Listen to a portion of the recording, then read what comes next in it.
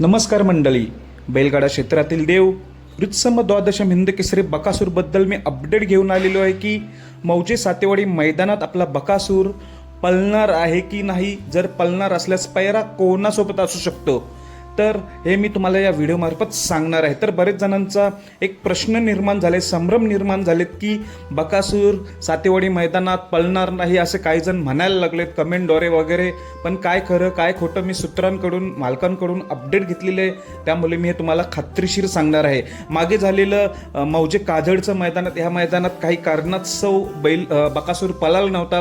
त्याचं मी कारण सांगतो. त्या दिवशी सांगितलं नव्हतं, त्यांच्या घरामध्ये चुलते ऑफ झाले होते, म्हणजे नातेवाईक ऑफ झाले होते, त्यामुळे बकासूरचं नियोजन अचानकपणे कॅन्सल केलं होतं मौजे काजळला.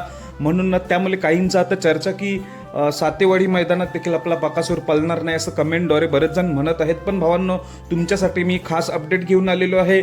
बकासूर आपला मौजे सातेवाडी मैदानामध्ये 24 ऑक्टोबरला वार शुक्रवार 100% पळताना दिसणार आहे.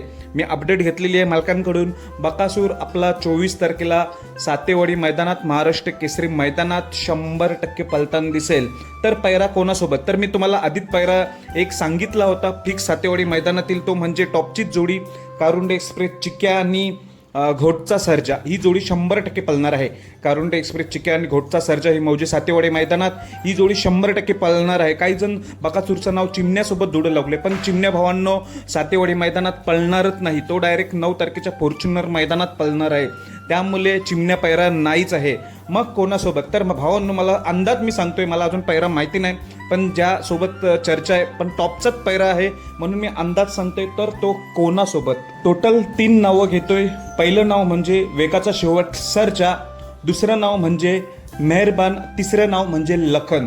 या तिघांपैकी एक पैरा असू शकतो, कारण की टॉपचाच पैरा आहे. कारुंडे एक्सप्रेस चिक्या आणि घोट सर्जा नाहीच आहे, ती जोडी पळणार आहे. चिमण्या तर नाहीच आहे. म्हणून माझा एक वैयक्तिक अंदाज आहे की वेगाचा शेवट सर्जा किंवा मेहरबान किंवा लखन सोबत आपला बकासूर 24 तारखेला सातेवाडी मैदानात पळताना दिसण्याची दाट शक्यता आहे. भावांनो, ही अपडेट कशी वाटली, आवडली असेल तर नक्कीच चॅनलला सबस्क्राईब करून घ्या. धन्यवाद भावांनो.